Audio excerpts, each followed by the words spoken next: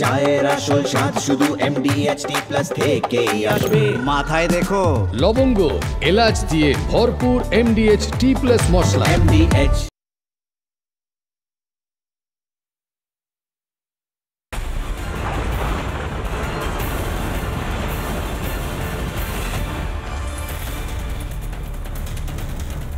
সাপ হয়ে কামড়াচ্ছেন আবার ওঝা হয়ে ঝাড়ছেন, এই কথাগুলো কার জন্য কে ব্যবহার করছেন জানেন? বিজেপির জন্য মমতা বন্দ্যোপাধ্যায় ব্যবহার করছেন? না না, এই কথাগুলো তহা সিদ্দিকী মমতা বন্দ্যোপাধ্যায়ের জন্য ব্যবহার করছেন। আরো একজন একদম গুরুত্বপূর্ণ একটি শব্দ ব্যবহার করে দিলেন। তিনি বললেন সংখ্যালঘুদের বুকের কলিজায় বুকের খাঁচায় আঘাত করেছেন মমতা বন্দ্যোপাধ্যায়, অর্থাৎ সম্পূর্ণ বিশ্বাসটা ভেঙে দিয়েছেন মমতা বন্দ্যোপাধ্যায়। সংখ্যালঘুরা আজ মমতা বন্দ্যোপাধ্যায়কে নিয়ে ইংরেজিতে একটা শব্দ আছে ডিসইলিউশন, অর্থাৎ একদম সত্যিটা বুঝে গিয়েছেন, মিথ্যের মোড়কটা মুখোশটা খুলে গিয়েছে। মমতা বন্দ্যোপাধ্যায় অনেক প্রতিশ্রুতি দিয়েছিলেন, ये कानून नहीं होने देंगे, ওয়াকফ नहीं होने देंगे, রাজ্যে ওয়াকফ হবে না, এই রাজ্যে এসআইআর হবে না, এই রাজ্যে সিএ হবে না। সবটা হলো তো হলোই, উল্টে মমতা বন্দ্যোপাধ্যায় এই রাজ্যে সংখ্যালঘুদের জন্য বিপদ সৃষ্টি করলেন।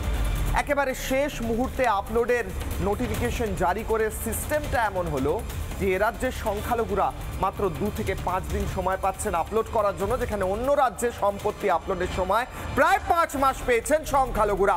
এ রাজ্যের সংখ্যালঘুদের ডুবিয়েছেন মমতা বন্দ্যোপাধ্যায়, এই প্রশ্ন রেখে আজকের ডিবেট শুরু করব। তবে প্রথমেই আজকের বিশেষ প্রতিবেদন।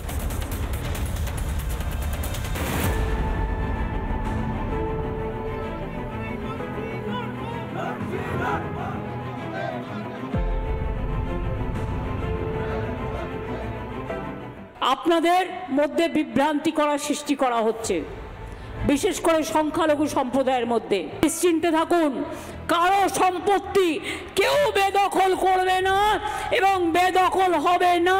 আমি যতগুলো কথা বলেছি প্রত্যেকটা কথা অক্ষরে অক্ষরে পালন করেছি। যে উনি সেই যেমন সাপ হয়ে কামড়ায় আর রোজা হয়ে ঝাড়ে, সেই ধরনের উনি ব্যাপারটা বাংলার মুসলমানদের শুরু করছে। মমতা ব্যানার্জি তিনি গর্জে উঠলেন যে ওয়াকফ সম্পত্তি নিয়ে যদি আমরা যদি পথে নামি, ওনার চেয়ে খারাপ কেউ নয়। ওয়াকফ সম্পত্তি সম্পর্কে আপনাদের কোনো চিন্তা করতে হবে না, এটা বলেছিলেন। হঠাৎ ওয়াকফ সম্পত্তি পোর্টাল জমা করতে বললেন। সেটা বললেন কত, যে তারিখে শেষ হবে তার 1 সপ্তাহ আগে, একদম শেষ মুহূর্তে। উনি যখন আমাদের হুমকি দিলেন আমার চেয়ে খারাপ কেউ হবে না, উনি ওই কথাটা না বলে যদি উনি বলতেন আপনারা ওয়াকফ সম্পত্তি পোর্টালে তুলবেন, তাহলে আমরা কি করতাম, আগিয়ে যেতাম। মমতা বন্দ্যোপাধ্যায়ের মিথ্যেচার এবার হাড়ে হাড়ে টের পাচ্ছেন সংখ্যালঘুরা। টের পাচ্ছেন কিভাবে ভোট পেতে কার্যত ছেলে খেলা হয়েছে তাদের সাথে। আন্দোলন দরকার দিল্লি খুঁজে করুন। দিল্লি যদি যে আমরা আন্দোলন করব, তাহলে ভোটটা ওনাকে দিল্লি যেতে দিতে বলেন না। উনি সংখ্যালঘু ভোটটা পশ্চিমবাংলা কেন দিচ্ছেন আমাদের কাছ থেকে? আমরা দিল্লি সরকার তারা যা দিতে পারতাম তো। তার কত বড় দ্বিচারিতা, কত বড় সর্বনাশ সংখ্যালঘু মানুষ করেছে, মুসলমানদের ক্ষতি করেছে। এরম ক্ষতি ভারত স্বাধীনের পর থেকে আজ অবধি কোনো মুখ্যমন্ত্রী এরম ক্ষতি করে না। সেই ক্ষতিটা করেছে এই রাজ্য সরকার, মমতা ব্যানার্জি সাহেব। মুখ এবং মুখোশের ফারাকটা স্পষ্ট। মুসলিম সমাজের পাশে থাকার বড় বড় প্রতিশ্রুতি যে স্রেফ ভাওতা, তা বিলক্ষণ টের পাচ্ছেন ভুক্তভোগীরা। এই 3টে জিনিস দেখতে পাচ্ছি। এক হচ্ছে মুসলিম সম্প্রদায়ের বড় অংশ, মানে 90% ধরতে পারেন, 100-র মধ্যে 90% মুসলমান হচ্ছে গরিব। দ্বিতীয় নম্বর, মুসলিম সমাজকে শিক্ষার আলোতে ইচ্ছা করে নিয়ে যাওয়া হয়নি। 3 নম্বর কথা হচ্ছে মুসলিম সম্প্রদায় কিছু লোককে, কিছু রাজনীতির নেতারা নিজেদের রাজনীতির রুটি শাখার জন্য ক্রিমিনাল তৈরি করেছে। এটা সত্য কথা, অস্বীকার করছি না। রাজনীতির নেতারা তৈরি করেছে তাদের ভোট ব্যাংকে সুরক্ষিত করে রাখার জন্য। মঞ্চ থেকে মঞ্চে মসিহা সাজার যে মরিয়া চেষ্টা ব্যর্থ, সংখ্যালঘুরা আর বিশ্বাসই করতে পারছেন না রাজ্যের মুখ্যমন্ত্রীকে। ওনার একটাই কৌশল হচ্ছে, সংখ্যালঘুদের ভোটটা যেমন করে হোক কায়দা করে লুট করে নেন। কি বুঝলেন, এই লুট করে উনি জিতে আছেন, হ্যাঁ ক্ষমতার বলে জিতে আছেন। সত্যিকারের ভোট যদি সত্যিকারের ভোট হয়, কি বুঝলেন, স্বাধীনভাবে ভোট হয়, মমতার নাম পশ্চিম বাংলাদেশ মিটে যাবে, চ্যালেঞ্জ করে বলছি আমি। তোষণের শাসন করে আর মিথ্যে প্রতিশ্রুতির আড়ালে শোষণের ছবিটা স্পষ্ট হচ্ছে। মুখে মমতা যাই বলুন না কেন, প্রতারণার পরিকল্পনা এখন চিচিং ফাক। দেওয়ালে পিঠ থেকে গিয়েছে সংখ্যালঘুদের। জেলায় জেলায় এবার মুসলিম বনাম মমতা। দেওয়াল লিখনটা পড়তে পারছেন মমতা বন্দ্যোপাধ্যায়? রিপাবলিক বাংলা। এই মুখ্যমন্ত্রী যা ক্ষতি করেছেন সংখ্যালঘুদের, ইতিহাসে আর কোন মুখ্যমন্ত্রী করেননি। বলছেন কে? আমি না, বলছেন তহা সিদ্দিকী, ইব্রাহিম সিদ্দিকীরা, বলছেন আব্বাস সিদ্দিকীরা বলছেন এই মুখ্যমন্ত্রী চ্যালেঞ্জ করে বলছি আর ক্ষমতায় থাকতে পারবেন না। অন্যদিকে হুমায়ুন কবির বলছেন মমতা বন্দ্যোপাধ্যায়কে ক্ষমতাচ্যুত করবেন, এটা তার চ্যালেঞ্জ। হুমায়ুন কবির হোক বা সিদ্দিকীরা, অথবা রাস্তায় নেমে হাজার হাজার সংখ্যালঘুরা যখন চিৎকার করে বলেন আমাদের চাকরি নেই, স্বাস্থ্য নেই, শিক্ষা নেই, শুধুমাত্র আমাদের চুইংগামের মতো ব্যবহার করে চিবিয়ে ফেলে দেওয়া হয়েছে, তখন সেই শব্দটা নবান্নের 14 তলায় গিয়ে গুঞ্জিত হয়। নবান্নের 14 তলায় বসে থাকা ব্যক্তিরা এবং মাননীয় মুখ্যমন্ত্রী শুনতে পাচ্ছেন সংখ্যালঘুরা এই মুহূর্তে দাঁড়িয়ে এই রাজ্যে আপনার প্রতি ডিসইলিউশনড হয়েছে। তারা মিথ্যের মুখোশটা বুঝে গিয়েছে, ছিঁড়ে খুলে ফেলে দিয়েছে আপনার মুখ থেকে। আজকে কিশোর অগ্নিবাণে প্রথম প্রশ্ন, যেখান থেকে আজকে হাই ভোল্টেজ ডিবেটে যাব। প্রথম প্রশ্ন, প্রথম অগ্নিবাণ, লঘু তাসের পর্দাফাঁস, জোড়া ফুলের কি সর্বনাশ এতেই হতে চলেছে? সংখ্যালঘুদের দিয়ে অনেক তাস খেলেছেন, ঈদের মঞ্চ থেকে বলেছেন আমি তোমাদের মাসিহা, ঈদের মঞ্চ থেকে বলেছেন একে ভোট না দিতে, ওকে ভোট না দিতে। সংখ্যালঘুরা আজ বলছেন, এবং শুধু সংখ্যালঘু নয়, আপনার দলের সংখ্যালঘু এমএলএ এখনো পর্যন্ত যে হয়তো সাসপেন্ডেড হলেও আপনারই দলের এমএলএ হুমায়ুন কবির বলছেন আপনি তাদের সঙ্গে ধোঁকাবাজি করেছেন, আপনাকে চ্যালেঞ্জ করছে সিট থেকে সরিয়ে দেওয়ার। তহা সিদ্দিকী, ইব্রাহিম সিদ্দিকীরা বলছেন আপনি ইতিহাসে সবচেয়ে বেশি সংখ্যালঘুদের ক্ষতি করেছেন, আর আপনি তো অফিসিয়াল প্রেস কনফারেন্স থেকে এই একটি সম্প্রদায়কে দুধেল গরু বলেছেন, যে গরু দুধ দেয়। কিশোর অগ্নিবাণে প্রশ্ন করব, আপনার কোট আনকোট দুধেল গরুরা আপনার পাশ থেকে সরে গিয়েছে, এখন দুধ আর দিচ্ছে না দুধেল গরুরা, আপনার কথায় প্রশ্ন করব আজ কিশোর অগ্নিবাণ। সন্ধ্যে 6টায় বাংলা টেলিভিশনের 1 নম্বর শোতে এই মুহূর্তে আমার সঙ্গে যারা উপস্থিত রয়েছেন, আমার সঙ্গে রয়েছেন সজল ঘোষ, বিজেপি মুখপাত্র, আমার সঙ্গে রয়েছেন মণিশঙ্কর চ্যাটার্জি, আইনজীবী, তৃণমূলকে সমর্থন করেন, মইদুল আলী মণ্ডল রয়েছেন জাতীয়তাবাদী, কাশেম আলী রয়েছেন রাজনৈতিক কর্মী, ইমরান সোলাঙ্কি রয়েছেন রাজ্য সভাপতি AIMIM।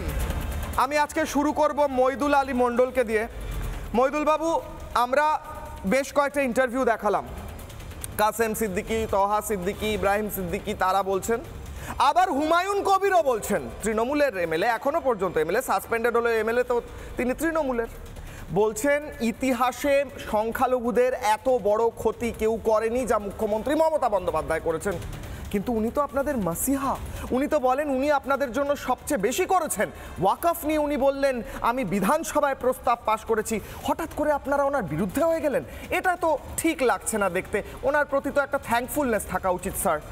দেখুন, উনি বলেছিলেন যে উনি মুসলিমদের মাসিয়া অনেক কাজ করেছেন 15 বছর ধরে। আপনি বলতে পারবেন পশ্চিমবাংলার কোনো মুসলিম বলতে পারবে?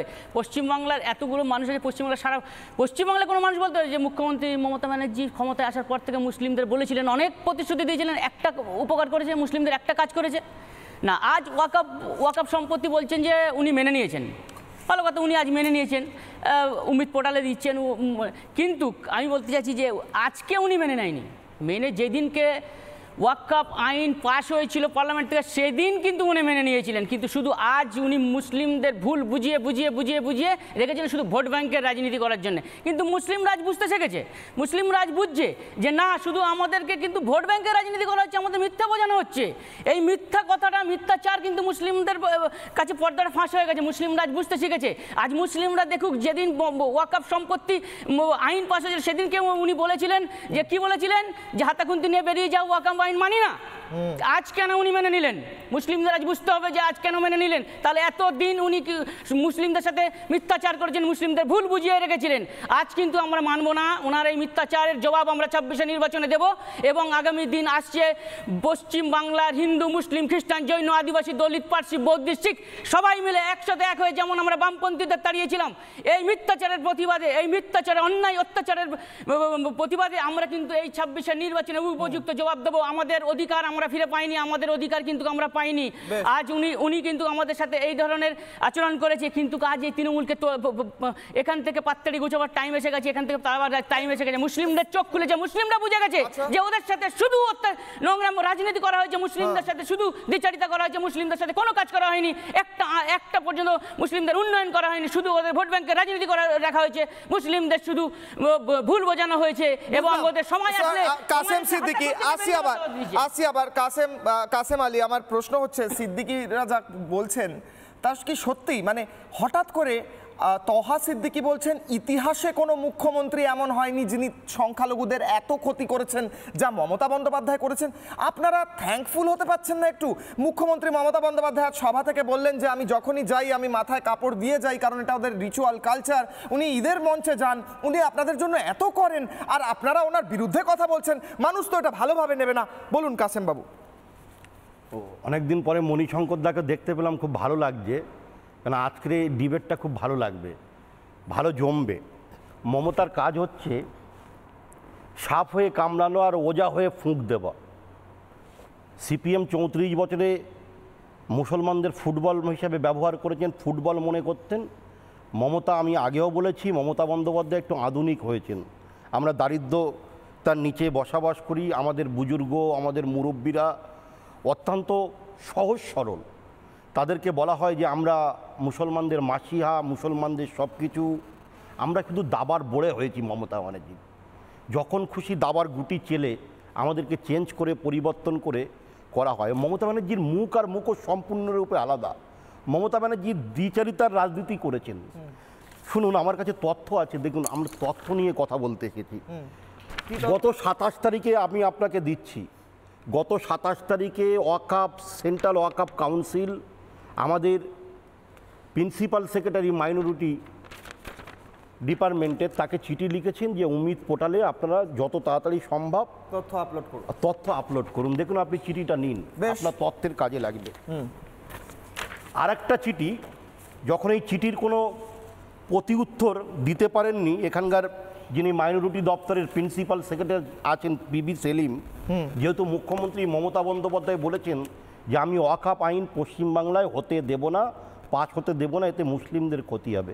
দেখুন, ওয়াকফ শব্দের অর্থ কী? ওয়াকফ হচ্ছে আল্লাহর উদ্দেশ্যে, লিল্লাহেতে উৎসর্গ করা, আল্লাহর নামে দান করা। এ তো আল্লাহর সম্পত্তি।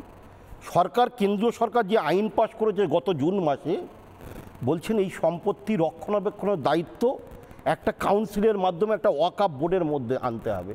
পশ্চিমবাংলায় ওয়াকফ প্রপার্টির সংখ্যা কত? 84,000। মমতা 84,000 এখানে ওয়াকফ সম্পত্তির আছে। এই মুহূর্তে উনি বলছেন উনি আলাদা পোর্টাল করেছেন। আইন তো সবার জন্য সমান। আমার জন্য বা মণিশঙ্কর দা বা সজলদার জন্য, মইদুল ভাই বা ইমরান ভাইয়ের জন্য তো আইন আলাদা হবে না। আমরা ভারতীয় থাকি, ভারতের কৃষ্টি, কালচার, সংস্কৃতি সব কিছু আমরা পেয়েছি, তো আইন তো আমারও সমান, আপনারও সমান, সকলের জন্য। এক যাত্রায় তো আর পৃথক ফল হবে না। কত বড় মিথ্যুক মুখ্যমন্ত্রী, চিন্তা করুন। চিফ মিনিস্টারকে চিঠি লিখছেন গত 12 তারিখে, এই মাসের 12 তারিখে, মানে গত মাসের। হ্যাঁ, চিফ মিনিস্টারকে কিরণ মিনিস্টারকে চিঠি লিখেছেন, কিরণ রিজিজু চিঠি লিখেছেন।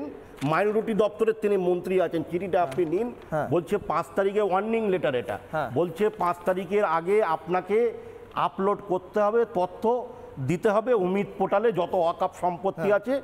এরপরে আমরা উনি এই কিন্তু আর চিঠিগুলো allow নিয়ে করব না। বসেছিলেন? একদম এই নিয়ে হবে না। মমতা বন্দ্যোপাধ্যায় যেহেতু বলে ফেলেছেন যে আমি ওয়াকফ বোর্ড মানি না, মুসলিমদের বোকা বানাচ্ছেন, ধোকা দিচ্ছেন, মমতা ব্যানার্জি মুসলমানদের ফুটবলের মতো বুঝলাম, ব্যবহার point করে বুঝলাম। রেখেছেন। হ্যাঁ। এবার নিজে তিনি বলতে পারছেন না মুসলমানদের কাছে যে আমি এই আইন মেনে নিয়েছি, তখন মমতা ব্যানার্জির লজ্জায় তার প্রিন্সিপাল সেক্রেটারি মাইনরিটি দপ্তরের, তার নাম পিবি সেলিম, গত 8 তারিখে সাংবাদিক সম্মেলন করে বলে দিলেন মাত্র 8 দিনের ব্যবধানে আর একদিন বাকি আছে। 84,000 সম্পত্তি আসছি কাসেম ভাই, মমতা ব্যানার্জি আপনার তথ্যগুলো আমার হাতে রয়েছে। প্রতারণা করেছে, আমাদের সাথে বারংবার ধোঁকা দিয়েছে। মমতা ব্যানার্জি আমাদের সামগ্রিক কোনো উন্নয়ন তিনি করতে পারেননি। তিনি মুসলমানদের তেজপাতা ভাবেন, ভবিষ্যতেও ভাববেন। এ নিয়ে কোনো সংশয় নেই। আমাদের কাছে তথ্য আছে, ওয়ার্নিং লেটার দিয়েছে যেমন করে সংখ্যালঘু দপ্তরের মন্ত্রী বলেছেন 5 তারিখের আগে যদি আপনি এই আইন যদি না মানেন তাহলে আমরা কোনোভাবেই এই আইন কেন লাগু হতে দিলেন না, আমাদের এই বিপদের মধ্যে কেন ফেললেন? আর সাধারণ যারা মতল্লি ওয়াকফ বোর্ডের আন্ডারে আছেন তারা আজকে রাস্তায় রাস্তায় ঘুরে বেড়াচ্ছেন। ওয়াকফ বোর্ড কোনোভাবে সহযোগিতা করছেন না, রাজ্য সরকার কোনোভাবে সহযোগিতা করছেন না। আর মুর্শিদাবাদে গিয়ে বলছেন আমরা কেস করেছি 2025 সালের, আমরা যে সুপ্রিম কোর্টে কেস করেছি। মমতা বন্দ্যোপাধ্যায় যদি ওয়াকফ সম্পত্তি নিয়ে 2025 সালে আপনি যদি কেস করেন গত মাসে, তাহলে কেস নাম্বার আপনি বলুন বাংলার মুসলমানদের কাছে আমরা জানতে চাই। আমি মণিশঙ্কর দাস সজলদার কাছে যাওয়ার আগে ললিপপ দেবেন আপনারা, বাংলার মুসলমানরা জানতে চাই। রাজ্য সভাপতি এআইএমআইএম আমার সঙ্গে রয়েছেন। আপনারা এ রাজ্যে মুখ্যমন্ত্রী মমতা বন্দ্যোপাধ্যায় অলরেডি তো মাইনরিটিদের জন্য অনেক কিছু করে ফেলেছেন, আপনারা কি করতে এসেছেন এখানে? মুখ্যমন্ত্রী আজ মুর্শিদাবাদের সভা থেকে বললেন কাউকে ভোট দেবেন না, নির্দল অন্য কোনো দল, সংখ্যালঘুদের উদ্দেশ্য করে বলছেন, মাইনরিটিদের টার্গেট করে বলছেন অন্য কাউকে ভোট দেবেন না। তারা এখানে বিজেপির টাকায় এসছে, তারা এখানে আপনাদের প্রতি অভিযোগ করছেন মুখ্যমন্ত্রী আপনারা উদ্দেশ্যপ্রণীতভাবে ওনাকে হারাতে এসেছেন। আসলে উনি অনেক কিছু করেছেন সংখ্যালঘুদের জন্য, আপনারা ইচ্ছে করে সংখ্যালঘুদের ভুল বোঝাচ্ছেন। উত্তর দিন ইমরান সোলাঙ্কি। আমাদের মনে হয় আমরা যা মানি বিজেপি আর তৃণমূল কংগ্রেস আমরা আলাদা ভাবি না, আমরা বলি বিজেমূল। বিজেপি কেন্দ্রে বিল তৈরি করেছে ওয়াকফ বোর্ড বিরুদ্ধে, আমাদের মসজিদ আমাদের মাদ্রাসা কেড়ে নিবে। তার জন্য স্যার আমি শুনেছিলাম, আমার কথা শুনুন তারপর আপনি বলবেন। আচ্ছা বেশ, আমাকে উত্তর দিন। মমতা বন্দ্যোপাধ্যায় বলছেন আপনারা এখানে এসেছেন আপনাদের একটাও ভোট না দিতে, উনি সংখ্যালঘুদের জন্য উন্নয়ন করছেন, তাহলে আপনারা এসেছেন কেন? মমতা বন্দ্যোপাধ্যায় গোয়া কেন গিয়েছে ইলেকশন লড়ার জন্য? মমতা বন্দ্যোপাধ্যায় ত্রিপুরা কেন গিয়েছে ইলেকশন লড়ার জন্য? যেখানে যেখানে আসাদুদ্দিন ওয়াসি ইলেকশন লড়ে বিহারে মমতা বন্দ্যোপাধ্যায় কেন গিয়েছেন? আমরা ঝাড়খণ্ডে লড়েছি, মমতা বন্দ্যোপাধ্যায় ওখানে গিয়ে ইলেকশন লড়েছে। কার জন্য গিয়েছে? আমরা একটা রাজনৈতিক দল, আর আমরা কাউকে জিতাবার জন্য হারাবার জন্য আমরা আসিনি। আমরা এসছি আমরা জিতাবার জন্য, আমরা নিজে জিতবো। আজকে বিহার আপনারা দেখেছেন, আমরা মমতা বন্দ্যোপাধ্যায় তো সবকিছু করে দিয়েছেন সংখ্যালঘুদের জন্য, উনি বলছেন। আমি দায়িত্ব নিয়ে কথা বলছি, আর আমি প্রশ্ন তুলে দিলাম যে পশ্চিম বাংলা বুদ্ধিজীবী মানুষরা, আপনি একটা কাজ বলুন মমতা বন্দ্যোপাধ্যায় সংখ্যালঘুর জন্য করেছে?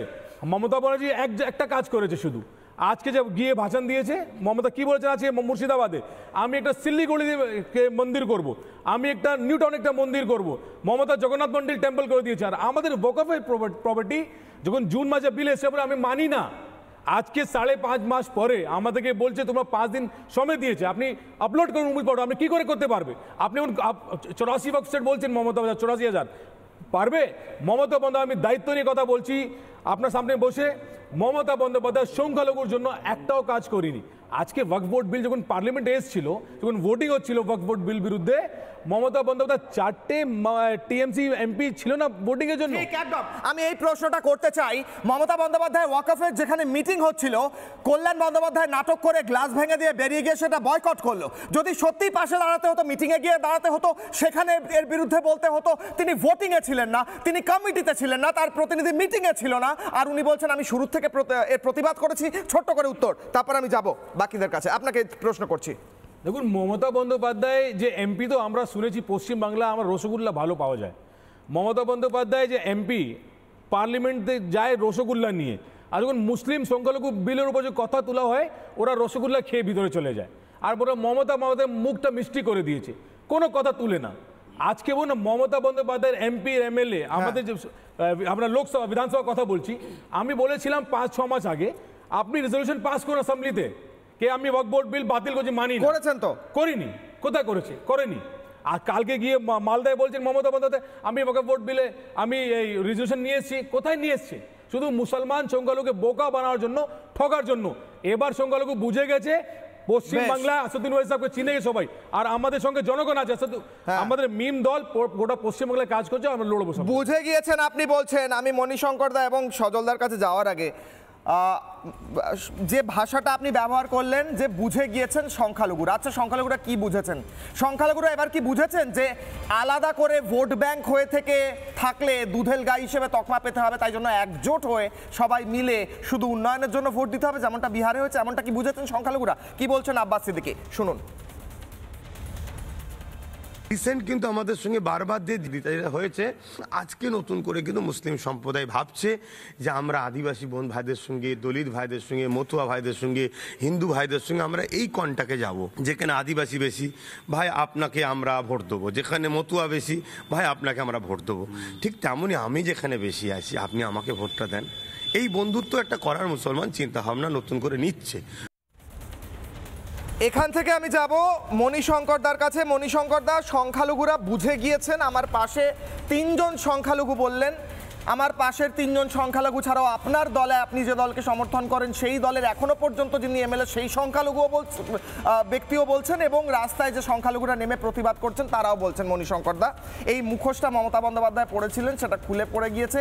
এখন একজোট হয় উন্নয়নের জন্য ভোট করবেন সংখ্যালঘুরা, আর তাদেরকে দুধেল গরু করে রাখা যাবে না। আচ্ছা, এখানে দুধেল গরুটাকে এই 3 জনের মধ্যে আপনার কাকে দেখে মনে হচ্ছে বলুন মণিশঙ্কর দা?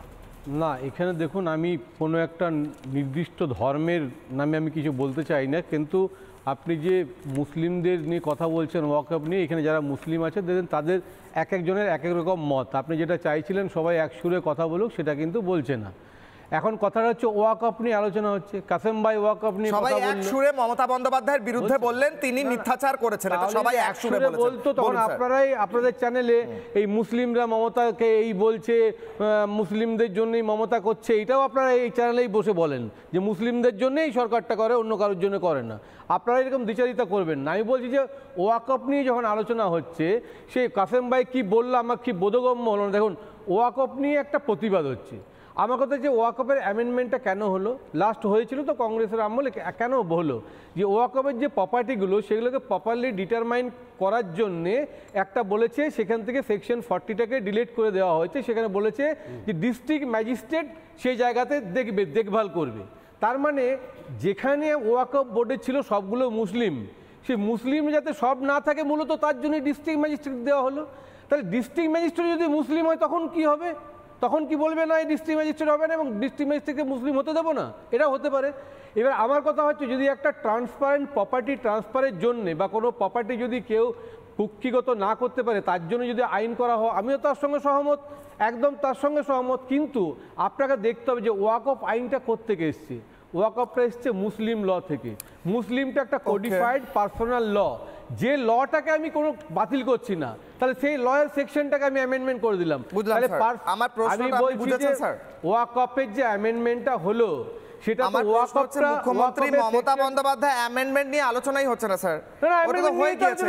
মমতা বন্দ্যোপাধ্যায় মেনে নিয়েছেন, ওয়াকফের প্রতি ওয়াকফ নিয়ে প্রতিবাদ তো মেনে নিয়েছেন। যখন অ্যামেন্ডমেন্ট হচ্ছিল তখন মমতা বন্দ্যোপাধ্যায় বয়কট করেছিলেন মিটিং। যে বলছি তো যে ওয়াকফ নিয়ে প্রতিবাদ, আচ্ছা এক সেকেন্ড মনিদা, প্রতিবাদ যে হচ্ছিল ওয়াকফ নিয়ে, মমতা যে প্রথম যে এইগুলো আপনি যে প্রতিবাদগুলো বলছেন মনিদা, মণিশঙ্কর দা, সেটা তো মমতা বন্দ্যোপাধ্যায় বলেননি, সে তুমি তো মেনে নিয়েছেন, সেটা তো পেরিয়ে গেছে সময়। এখন বলে এগুলো কি হবে? West of time. এখন মমতা বন্দ্যোপাধ্যায় এত দেরিতে মেনে নিয়ে এতগুলো লোককে বিপদে কেন ফেললেন, এটা জিজ্ঞেস করছি। প্রথম ইনি শুরু করলেন মুসলিমদের জন্য কিছু করেনি, তার মানে বলতে চাইলেন যে শুধুমাত্র মুসলিমদের জন্যই করা উচিত ছিল। তার মানে বলা না, এটা বলেন। আপনি বলুন যে মুসলিমদের জন্য আপনি কেন উস্কাচ্ছেন স্যার, আপনি গোলাচ্ছেন। আমি আবার জিজ্ঞেস করছি মণিশঙ্কর বাবু, আমি ছোট্ট করে আবার জিজ্ঞেস করছি। মমতা বন্দ্যোপাধ্যায়, আপনি বলছেন ওয়াকফে এই গন্ডগোল আছে, ওই গন্ডগোল আছে, এই সমস্ত গন্ডগোল থাকা সত্ত্বেও মমতা বন্দ্যোপাধ্যায় আইনটা মেনে নিয়েছেন, তিনি নোটিফিকেশন জারি করেছেন, কিন্তু অন্য স্টেটের তুলনায় 5 মাস পরে জারি করেছেন। তার ফলে এখানে 8 দিন সময় পাচ্ছে 82,000 প্রপার্টি নথিভুক্ত করার জন্য।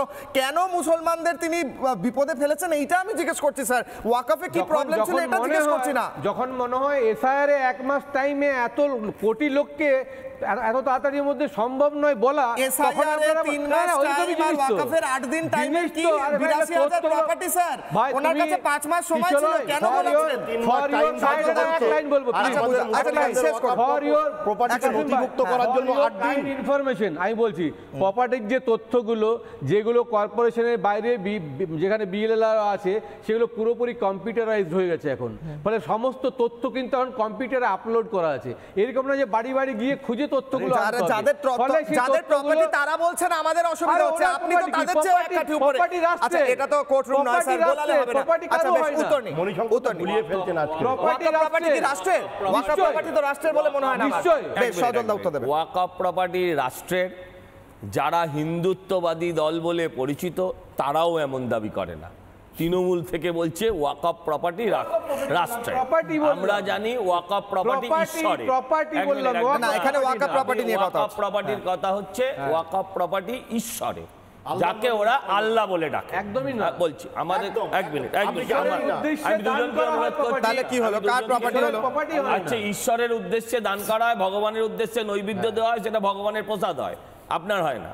আমি যেটা বলছি যে দেখুন কতগুলো কথা, আচ্ছা বেশ ওনাকে শেষ করতে দিন। হ্যাঁ কতগুলো কথা, সেটা হচ্ছে যে আপনাদের আজকের যে মেন বিষয় হচ্ছে যে মুসলমানদের জন্য মমতা কি করেছেন তো প্রচুর ভাষণ দিয়েছেন। দেখুন মুসলিম তারা, এটা কেউ খারাপভাবে নেবেন না, তারা বেশিরভাগই অল্প শিক্ষিত, একদম স্বাভাবিকভাবে অল্প শিক্ষার কারণে তারা অনেকেই দারিদ্র্য সীমার নিচে বাস করে, এবং অল্প শিক্ষার কারণে তাদের পরিবারগুলোও বড়, তা ফলে তারা ঠিক করে ছেলেমেয়ের লালন পালন অর্থের অভাবে অনেক ক্ষেত্রে করে উঠতে পারেন না। এই যে সুযোগ, দারিদ্রতার এই যে সুযোগ, এটাকে মমতা ব্যানার্জি পুরো কাজে লাগিয়েছেন। মুসলিমকে মুসলিম করে রেখেছেন, ভোটার করে রেখেছেন, মানুষ তৈরি করার চেষ্টা করেননি। দেশের সরকার গঠনে মুসলিমদের চিন্তাভাবনাকে নেননি, মুসলিমদের ভোট নিয়েছেন। সিপিএমরা অনেক সময় বলে যে যতদিন মোদি আছে ততদিন মমতা, এরা বলে, এটা অন্য লক্ষ্যে বলে। আমি বলি ঠিকই বলে, খানিকটা হলেও ভুল লাইনে বললেও, যে যতদিন বিজেপি আছে ততদিন বিজেপির ভয় দেখিয়ে মমতা মুসলিমদের ভুল বোঝাবেন।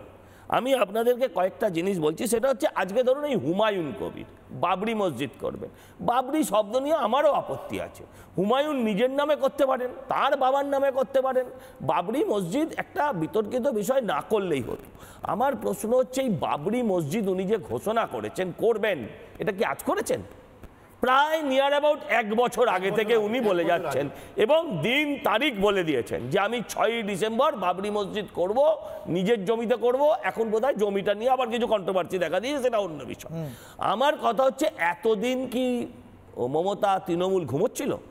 আপনি আমাকে উত্তর দিন যে এই লোকটা গত 6 মাস আগে বলেছে 30% হিন্দুকে কেটে ভাগীরথীতে ভাসিয়ে দেবো, একটা শব্দ ব্যবহার করেনি, কারণ তাতে হিন্দু ভোট অ্যাকুমুলেটেড হচ্ছিল। এবারে আপনি দেখুন এই লোকটা গত 3 মাস ধরে মমতা ব্যানার্জিকে একদম ধুইয়ে দিলেন বলে আজকাল খুব একটা চলে না কথা, সেই করছেন, ধুইয়ে যাচ্ছেন, রোজ কাটছেন, একটা কথা বলেনি, একটা চিঠি, একটা শোকজ, একটা ডেকে কথা বলা কিচ্ছু করেনি। আজকে তাকে গতকাল বা পরশু রাজ্যপাল বলেছেন ওনাকে প্রিভেন্টিভ অ্যারেস্ট করা উচিত, সেটাও করেননি। আজকে কি করলেন, ববি হাকিমকে দিয়ে হুমায়ুন কবিরকে সাসপেন্ড করালেন।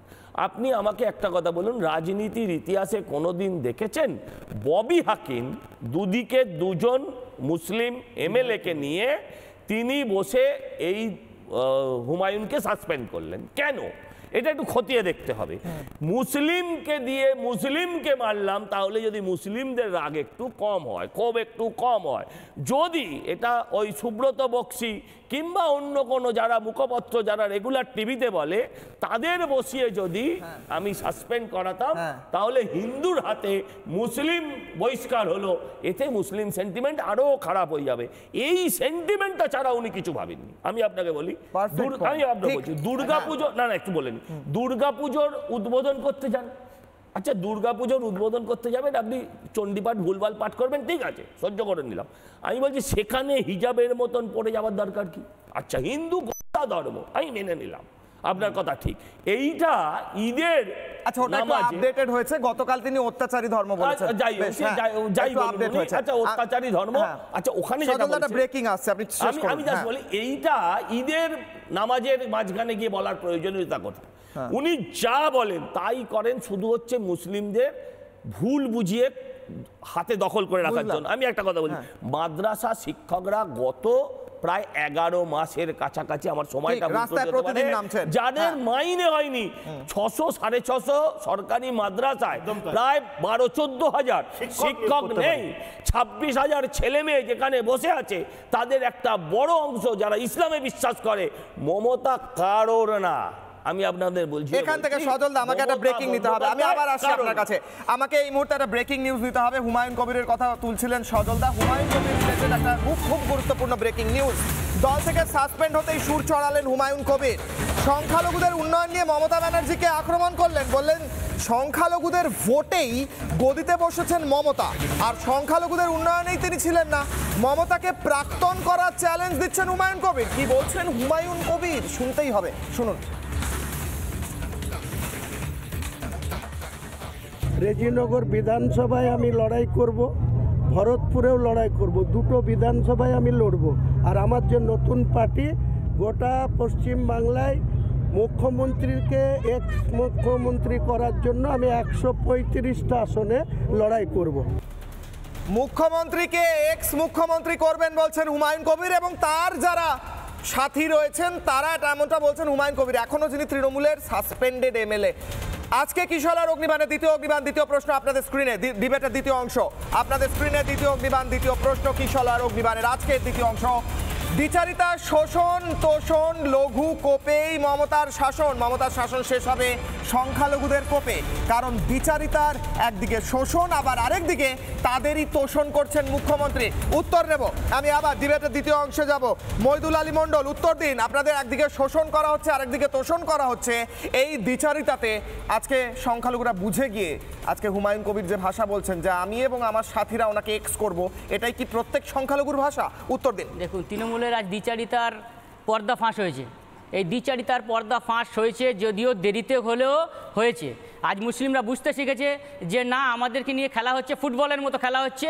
আমরা ভোট ব্যাংক হয়ে রয়েছি, আমাদের এখান থেকে লাথি মারছি ওখানে যাচ্ছি, ওখান থেকে লাথি মারছি ওখানে যাচ্ছি।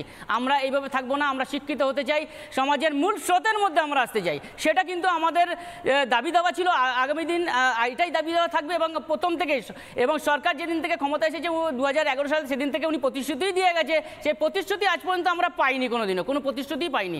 আজ আমরা বুঝে গেছি, আজ আমাদের চোখ খুলে গেছে, বাংলার মুসলিমদের চোখ খুলে গেছে, এবং এই দ্বিচারিতার পর্দা এখন ফাঁস হচ্ছে, দেরি করে হলেও ফাঁস হয়েছে, এবং এর যোগ্য জবাব কিন্তু মুসলিমরা কিন্তু আছে। কেন তারা পদত্যাগ করছে না? কেন? আছে যারা তৃণমূলের কথা শুনতে পাচ্ছে, শুনছে, যারা তৃণমূলের কথা চলছে, আমরা সব মুসলিমরা নয়, সেই সব মুসলিমরা ভালো।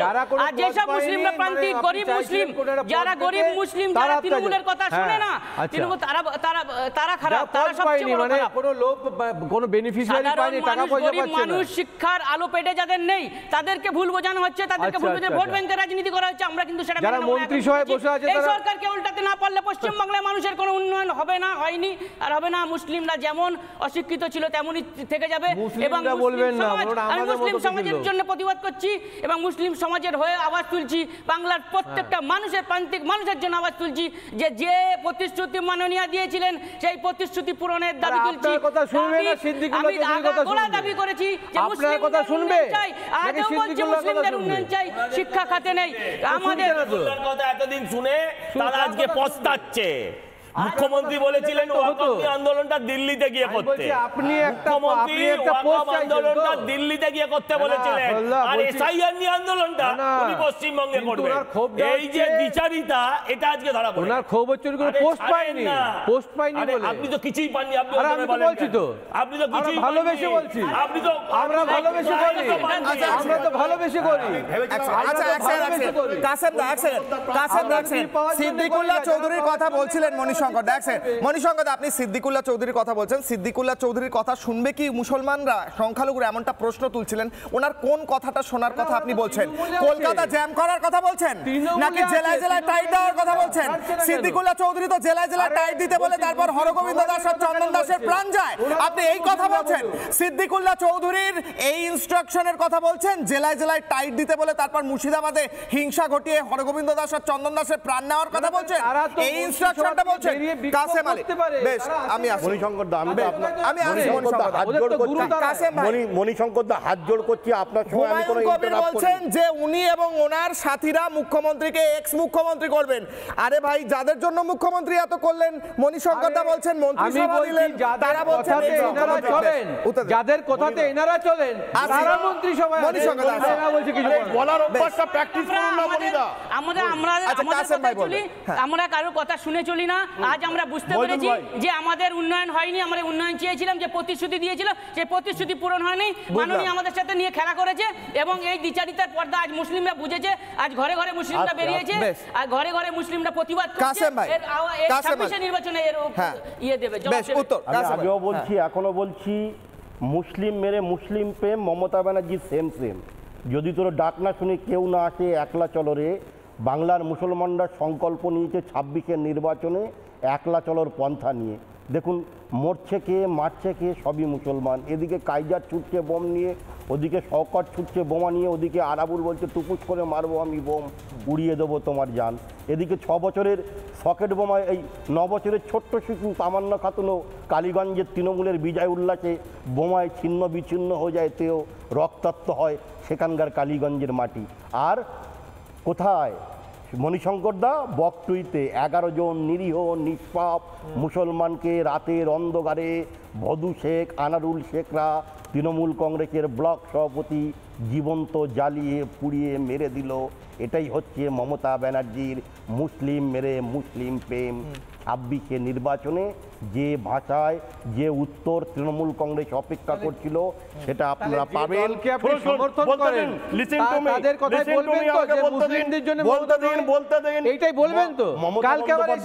মমতা বন্দ্যোপাধ্যায় কোনো সাধারণ মুখ্যমন্ত্রী নন, তিনি অসাধারণ মুখ্যমন্ত্রী। মমতা বন্দ্যোপাধ্যায় মুসলিমদের বিভিন্নভাবে সম্বোধন করেন। আমাদের কখনো দুধেল গাই বলেন, কখনো KFC চিকেন বলেন, কখনো খুনি ডাকাত বলেন, কখনো বলেন অপরাধ করে ফেলেছে। আজকের পশ্চিম বাংলার প্রান্তিক এলাকায় বসিরহাটের কোর্টে চলে যান, মুসলমান আপনি চলে যান বসিরহাট কোর্টে, অপরাধীর তালিকায় কারা মুসলিম করে রেখেছিল। আর মমতা ব্যানার্জি হিজাব করেছে, ঘোমটা টেনেছে, মুসলমান সমাজকে কলুষিত করেছে। আমাদের জন্য 20 সেকেন্ডসে ব্রহ্মাস্ত্র আসে, আমাদের বদনাম করিয়েছেন। আমাদের ওয়াকফ সম্পত্তি টাকা দিয়ে কেন ইমাম মুয়াজ্জিমদের আপনারা ভাতা দেবেন? প্রাপ্য হচ্ছে একমাত্র এতিম, অনাথ, অসহায় মানুষ, তারা ওয়াকফ সম্পত্তির হকদার। তাদের আজকে কিশোরের অগ্নিবাণে ব্রহ্মাস্ত্র নিয়ে ডিবেটের পরের অংশে যাব। ব্রহ্মাস্ত্র আপনাদের স্ক্রিনে, কিশোরের অগ্নিবাণের আজকের ব্রহ্মাস্ত্র। লঘু পাপ এই শেষ ক্ষমতা, গুরুদণ্ডের সামনে দাঁড়িয়েছেন মমতা। সজল ঘোষ, লঘু পাপ, সংখ্যালঘুদের বিরুদ্ধে যে পাপ করেছেন তিনি ভুল বুঝিয়ে বুঝিয়ে তাদেরকে দিয়ে হিংসা করিয়ে করিয়ে তারাই বলছেন আজকে এবার কি গুরুদণ্ডের সামনে এসে দাঁড়িয়েছেন মমতা। আসি ইমরান ভাই, সজল ঘোষ। আমি আপনাকে বলি, আপনার এই লাইনটা আমি একেবারেই একমত নয়। আচ্ছা, মমতার পাপকে আপনি লঘু বললেন কি করে?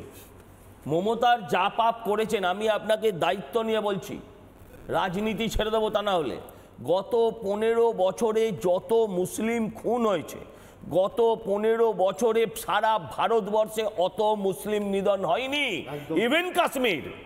আমি দায়িত্ব নিয়ে বলছি, পঞ্চায়েত ভোটে সবচেয়ে বেশি মারা গেছে যারা, তারা কারা? তারা মুসলিম। তাদের মধ্যে সবচেয়ে বেশি মারা গেছে কোন দলের? সেটাও তৃণমূলের নিজের দলের। গত 15 বছরে পশ্চিমবঙ্গে, আবার বলছি, রেকর্ডটা দেখে চেক করে বলবেন, যত মুসলিম মারা গেছে পুরো ভারতবর্ষে এই যে যোগী বাবা, বুলডোজার বাবা, হ্যাঁ ওই ভাগবা বাবা, যা বলেন আপনারা, সেই রাজ্য থেকে শুরু করে আপনি সারা ভারতবর্ষে দেখুন, এত মুসলমান কোথাও মারা যায়নি যত পশ্চিমবঙ্গে মারা গেছে। কিন্তু ওই শিক্ষার অভাবে আর ধর্মীয় অন্ধতার কারণে, মানুষকে ভুল বুঝিয়ে রাখার কারণে তাদেরকে এতদিন বোকা বানিয়েছিল। তাদের ঘরের ছেলে মেয়েরাও কিন্তু হাতে এই স্মার্ট মোবাইলটা ব্যবহার করছে, তারাও পড়তে শিখছে, তারাও পৃথিবীটাকে জানতে পারছে, ফলে তারা আর আপনার কথা শুনছে না। একটা সেই হীরক রাজার দেশে যত জানে তত কম মানে। আপনি আর শুধু ধর্ম দেখি ওই হিজাব পরে খেয়ে দে ভুঁড়ি পুলিয়ে আপনি যাবেন, আপনি গিয়ে রোজা ভাঙতে, এটা তারা আর মেনে নেবে না। তারা আর মানছে না, আপনাকে সহ্য করে, বাধ্য হয়ে সহ্য করে। আপনি মুখ্যমন্ত্রী, অত পুলিশ টুলিশ নিয়ে আসেন, তাই তারা সহ্য করে। আর সিদ্দিকুল্লাহ শেষ কথা হতে পারে না। শুনুন, একজন নেতার অস্তিত্ব ততক্ষণ যতক্ষণ তার পেছনে দলের কর্মীরা বাহিনী হিসেবে কাজ করছে। যদি বাহিনী না থাকে, কর্মী না থাকে, তাহলে নেতার মূল্য জিরো, বনিদা হয়ে যাবে। ইমরান সোলাঙ্কি, আপনারা বিহারের কথা একটু আগে বলছিলেন, বিহারে সিট পেয়েছেন ইত্যাদি, কিন্তু পশ্চিমবঙ্গের সংখ্যালঘুরা সবাই মমতা বন্দ্যোপাধ্যায়কেই ভোট দেন, এমনটাই মমতা বন্দ্যোপাধ্যায় ইনসিনুয়েট করেন, এমনটাই ইঙ্গিত দেন। তিনি বলেছেন আজকেও কাউকে ভোট দেবেন না, অনেকে আসবে এখানে পোকা মাকড়ের মতো তাড়িয়ে দেবেন বলেছে, পোকা মাকড়ের মতো হয়তো আপনাদের। আচ্ছা, এক লাইন, তারপর ইমরান সোলাঙ্কি, এক লাইন। এতদিন হুমায়ুন ছিল গুড বয়, হ্যাঁ, আজকে হচ্ছে বিজেপি বয়, হ্যাঁ, এই হচ্ছে ক্যারেক্টার। আজকে হয়ে গেল পোকা মাকড়। এদের পোকা মাকড় বানাতে বিজেপিতেও ছিল, তাতে মমতাও ছিল, মমতাও ছিল। আমার বক্তব্য হচ্ছে এক সেকেন্ড লাগলো না, জিভে মানুষের বলে পোকা পড়বে, ওনার এই পোকা শব্দটা ব্যবহার করতে ওনার জিভ এতটুকু বাঁধলো না। বেশ, ইমরান সোলাঙ্কির উত্তর। এই যে কথা প্রশ্ন আসছে আপনার, এই কথাটা বলেছিল তেজস্বী যাদব বিহার ইলেকশনে। আমরা 6 সিট চেয়েছিলাম, বলছে ওয়াইসি কোনো ফ্যাক্টর নেই। আজকে কোথায়, হ্যাঁ চরমবন্দ, আজকে কোথায় আছে তেজস্বী যাদব? কোনো গুরুত্বই নেই।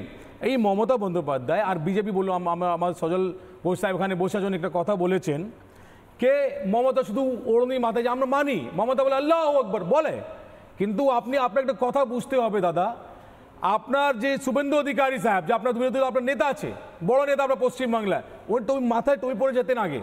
তারপরে আপনাদের একটা বড় নেতা তাপস রায়, উনি যেতেন টুপি পরে। তারপরে আপনাদের অর্জুন সিং টুপি, ভাই মুসলমান সংখ্যালঘু ভোট নেওয়ার জন্য টুপি পরে ওড়নি ওড়ে আল্লাহ আকবর বলে, কিন্তু মুসলমানের জন্য, সংখ্যালঘুর জন্য বিজেপি বড় দুশ্মন আমাদের। তার হাত ধরে নিয়ে আসছে মমতা বন্দ্যোপাধ্যায় পশ্চিমবাংলায়। আর মমতা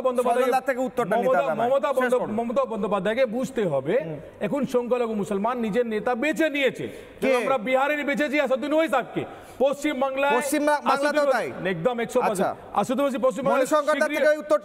পশ্চিমবাংলার সংখ্যালঘু মুসলমানদের এখন নেতা হচ্ছে আসাদুদ্দিন ওয়াইসি, এমনটা বলছেন ইমরান সোলাঙ্কি। যাই হোক, তার আগে সজলদা থেকে উত্তর 30 সেকেন্ড, সজলদার উত্তর। মালদা দেখতে পাবেন কালকে কি হয়েছে, ঠিক আছে 30 সেকেন্ড, সজলদার উত্তর, তারপর আমি যাব। কথা বলি, আপনি মাথায় টুপি পরার কথা বলেছেন, 30 সেকেন্ড। দেখুন, আপনি যদি কোনোদিন কোনো মন্দিরে যান, আপনি জুতো পরে যাবেন না, যেতে পারবেন না, এবং আপনার মনও বলবে আমি যাব না। ঠিক সেরকম আমরা যদি বলতে দিন, মমতা বন্দ্যোপাধ্যায় যদি আমরা কোনো, আমি স্বর্ণ মন্দিরে যাই, আমার মাথায় ঢাকা দিতে হবে, ঠিক সেরকমভাবে আমি যদি আপনাদের কোনো ধর্মীয় অনুষ্ঠানে যাই, এটা রেওয়াজ যে আমি আমার মাথা চাপা দেব, এটা আপনার ধর্মকে সম্মান করা। হিন্দু সেটাই শেখায় যে পর ধর্ম সহিষ্ণুতা, এর মধ্যে কোনো অপরাধ নেই। কিন্তু দুর্গাপুজোর প্যান্ডেলে যাবেন, যখন দুর্গাপুজোর উদ্বোধন করতে, তখনও মুসলমানদের বার্তা দেবেন ওই একটা চাদর জড়িয়ে, এইটার বিরোধিতা আমার। বেশ, বুঝলাম, এইটার বিরোধী। 30 সেকেন্ড মণিশঙ্কর দা। আর মমতা বন্দ্যোপাধ্যায় পশ্চিমবঙ্গের সংখ্যালঘুদের নেতা নন, আসাদুদ্দিন ওয়াইসি। আপনার মা বোনেরা মসজিদে যেতে পারে? আপনি বলুন, আলাদা টপিক, উত্তর দিন মণিশঙ্কর দা। নতুন সংখ্যালঘুদের নেতা হুমায়ুন কবির, আসাদুদ্দিন ওয়াইসি, মমতা বন্দ্যোপাধ্যায় সেই জায়গা হারিয়েছেন বলছেন সংখ্যালঘুরা। উত্তর 30 সেকেন্ড। বলছি, যেমন ট্রেড ইউনিয়ন অ্যাক্ট আছে, সেরকম আমাদের কনস্টিটিউশনে পার্টি করার, দল করার বিধান আছে। যে কেউ পার্টি করতে পারে, যে কেউ নেতা হতে পারে। তার জন্যই তো ভারতবর্ষ আজকে এতগুলো দল হয়ে গেছে, যেখানে যখন কোনো দেখা যায় যে আমাদের যে মানে ইলেকশন হয়, সে পাতা ভরে যায় সে পার্টিগুলোর নাম লিখতে। সেটা হতে পারে গণতান্ত্রিক পদ্ধতিতে, কিন্তু পাপের প্যারামিটারটা কি সেটা সজলবাবু বলে দিলেন মমতা ব্যানার্জি কী কী করেছেন, কী কী পাপ করেছেন, কী কী তার শাস্তি হবে, উপরে গেলে তার কী হবে, সেগুলো এখন থেকেই সব জ্যোতিষের মতো বলে দিলেন। না আমি বলছি মানে প্যারামিটারগুলো সব বলে গেলেন। আমি বলছি বিজেপি বলেছে, শুভেন্দু অধিকারী বলেছে মুসলিমদের ভোট আমরা চাই না, প্রকাশ্যে বলেছে, আপনাদের চ্যানেলও দেখেছে, সব চ্যানেলে। তাহলে মুসলিমদের ভোট উনি চাই না, এখন দেখা যাচ্ছে মুসলিমদের সঙ্গে অনেক প্রেম জমেছে। আশা করি রবিবার দিন গীতা পাঠেও মুসলিমরা ওখানে অংশগ্রহণ করবেন, তাদেরকে সাদরে আমন্ত্রণ করবেন, কারণ জগন্নাথ মন্দিরে কিন্তু সব মুসলিমরাও প্রবেশ করেছে। আচ্ছা বুঝলাম, 10 সেকেন্ডস করে আমি প্রত্যেককে দেব। আমি মইদুল বাবুকে দিয়ে শুরু করব। কনক্লুডিং শেষ কমেন্ট মইদুল বাবু, আপনার কি বার্তা বলুন, 10 সেকেন্ডস। দেখুন, আগামী দিন মুসলিমরা বুঝতে শিখেছে এবং যে ভাবে বিহার শিখিয়ে দিয়েছে, বিহারের মুসলিমরা যেভাবে ঘুম ভেঙেছে এবং সেই একই পথের প্রতীক হয়ে পশ্চিমবাংলার মুসলিমদেরও এখন ঘুম ভেঙেছে, বুঝতে শিখেছে। আগামী দিন এই জবাব দেবে এবং ওই একই পথের প্রতীক হয়ে বাংলার মুসলিমরাও কিন্তু উন্নয়নের পথে ভোট দেবে, ডবল ইঞ্জিন পথে ভোট দেবে এবং উন্নয়নের সরকার আনবে পশ্চিমবাংলায়। এই বার্তাই আমরা দিতে চাই এবং এই কথাই আমরা রাখি এবং মুসলিম সমাজ থেকে আমি বলছি যে আমরা উন্নয়নের পক্ষে যাব। যেমনভাবে বিহার, ইউপি, গুজরাট যেমন শিখিয়ে দিয়ে গেছে, বাংলার মুসলিমরাও একই পথের প্রতীক হয়ে আগামী দিন পশ্চিমবাংলায় নির্বাচনে যাবে ইনশাআল্লাহ। মমতা বন্দ্যোপাধ্যায় মোদি থেকে বড় হিন্দুবাদী নেতা আজকে প্রমাণ করেছে। একটা মন্দির করেছে, দুটো মন্দির ঘোষণা করেছেন। সংখ্যালঘু মুসলমানরা বুঝে গেছে আজকে হিন্দু ভোট নেওয়ার জন্য মমতা বন্দ্যোপাধ্যায় বিজেপি মন্দির করছে। সংখ্যালঘু বুঝে গেছে ভাই এখন আর মমতা বন্দ্যোপাধ্যায় আমাদের সঙ্গে নেই, আমরা এখন আসাদুল ওয়াইসিকে সাপোর্ট করব। বুঝলাম। 10 সেকেন্ডস কাসেম দা, একদম লাস্ট কনক্লুডিং কমেন্ট, শো শেষের কমেন্ট বলুন। তৃণমূল কংগ্রেসের এখন অবস্থা 1 টাকার 2 টাকার কয়েনের মতো। বাংলার সংখ্যালঘু মুসলমানরা এখন মনে করছে যে ভিখারিদের দিলেও সেই ভিখারিরা 1 টাকা 2 টাকার কয়েন নিতে চায় না। তৃণমূল কংগ্রেস বাজারে আছে কিন্তু মানুষ এদের গ্রহণ করছে। বেশ, 10 সেকেন্ড সজল দা। না, আমার অন্য কিছু বলার নেই, আমি শুধু একটাই কথা বলবো যে আমি সমস্ত সম্প্রদায়ের মানুষকে বলবো যে সম্প্রদায়ের ঊর্ধ্বে উঠে আপনি ভাবুন আপনার পরবর্তী প্রজন্মের কথা। আপনি ভাবুন যে এই পশ্চিমবঙ্গকে আপনি শিশুর বাসযোগ্য করে যাবেন না এই যারা মানুষের চাকরি চুরি করে খায়, যারা ওই শিশুর অন্ন মুখের ভাত চুরি করে খায়, হ্যাঁ তাদের হাতে দিয়ে যাবেন পশ্চিমবঙ্গ। সেখানে শেষ করতেই হচ্ছে, আমার সময় শেষ। প্রশ্ন রেখে শেষ করছি। সংখ্যালঘুরা আজ রাস্তায়, মমতা দলের সংখ্যালঘু এমএলএ বলছেন মমতা বন্দ্যোপাধ্যায়কে এক্স সিএম করবেন। সংখ্যালঘুরা আসলে তোষণের বিষে জ্বলে পুড়ে গিয়ে এবার বুঝতে পেরেছে যে মমতা বন্দ্যোপাধ্যায়ের শাসন এভাবেই শেষ হবে, এভাবেই শেষ করতে হবে। সংখ্যালঘুরা কি এবার চোখ খুলেছেন? ছোট্ট বিরতির পর ফিরছি বড় ব্রেকিং নিয়ে, দেখতে থাকুন রিপাবলিক বাংলা।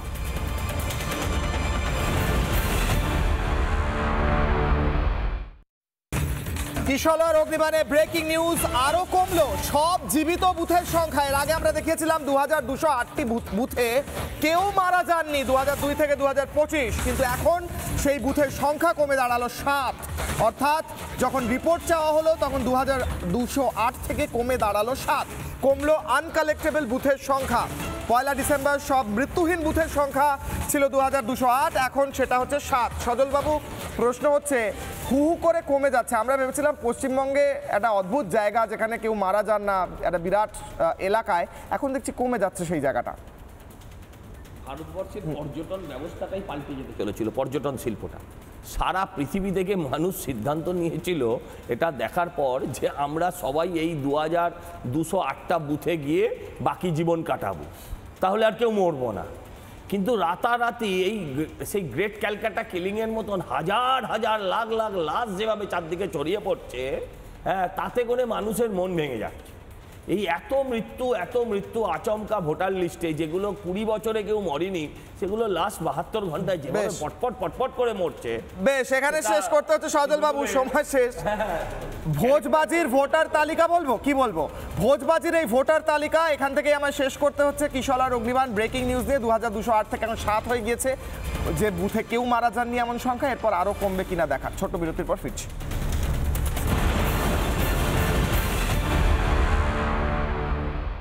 স্বাস্থ্য আর নিউট্রিশন পাবে, শরীরও স্ট্রং হবে, অল্প খেলেই পেট ভরে, ডাইজেশন ঠিক রাখে। MDH সোয়াটিন, আসল প্রোটিন।